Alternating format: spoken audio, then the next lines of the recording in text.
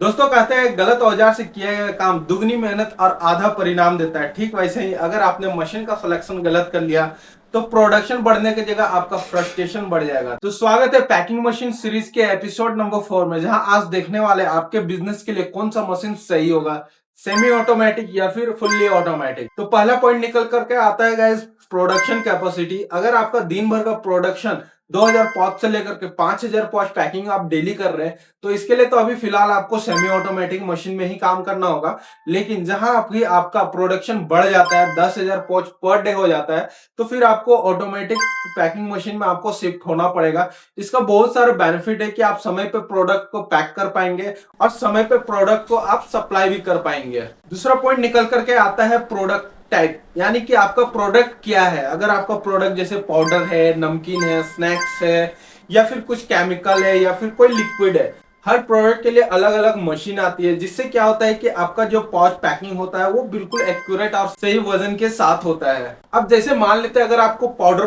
Filling करना है तो इसके लिए ऑगर फिलर लगती है। अगर आपको जैसे स्नैक्स आइटम करना है, जैसे नमकीन, कुरकुरे, फ्राइंग्स आइटम कुछ भी हो गया, या फिर ग्रेनुअल्स हो गया, तो ये सब के लिए आपको दो तरह का मशीन आता है। एक cup filler, pneumatic cup filler आता है, और दूसरा आता है आपका वेट फिलर। वेट फिलर में बहुत तरह के टाइप होते हैं, तो इसको आगे जाकर के हम लोग जो है कवर करने वाले हैं कि कौन कौन से मशीन किस चीज के लिए सही होगा। अगर आपको लिक्विड पैक करना है, जैसे मिल्क पैक करना है या फिर जूस पैक करना है, तो इसके लिए भी अलग मशीन आते हैं, लिक्विड पैकिंग मशीन।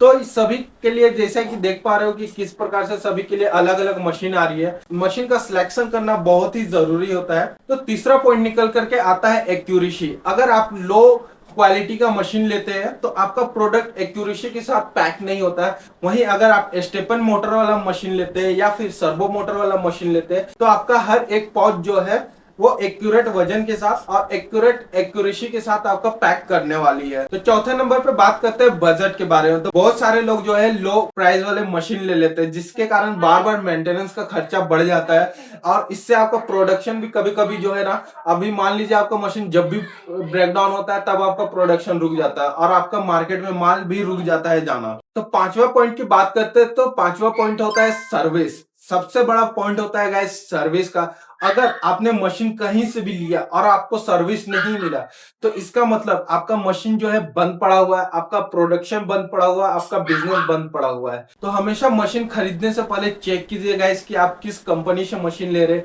क्या वो ब्रांड है या नहीं है, क्या अगर आपका मशीन में कुछ प्रॉब्लम आती है तो उसको सॉर्ट आउट कितने दिनों में होता है, अगर आपको कुछ पार्ट्स का जरूरत है तो वो पार्ट्स आपके पास कब तक पहुंचता है। तो ये सब चीज जानकारी आप लेंगे तभी जाकर के आप जो है सही मशीन का सिलेक्शन कर सकते हैं। अगर आप चाहते हैं कि आपके जरूरत के हिसाब से हम आपको मशीन जो है रिकमेंड करें, तो आज ही जो है हमारे शिप पैकेजिंग इंडस्ट्री के साथ जुड़िए, क्योंकि हम पिछले 15 सालों से भी ज्यादा समय से मशीन बनाते आ रहे हैं और 10,000 से भी ज्यादा कस्टमर हमसे जुड़ चुके हैं गाइस। तो इसके लिए आप चाहे तो हमें कमेंट कीजिए या फिर डायरेक्ट हमें कॉल करके जानकारी ले सकते हैं। तो फिलहाल आज के लिए बस इतना ही, फिर मिलते हैं नेक्स्ट वीडियो में नेक्स्ट एपिसोड के साथ। तब तक के लिए बाय बाय गाइस।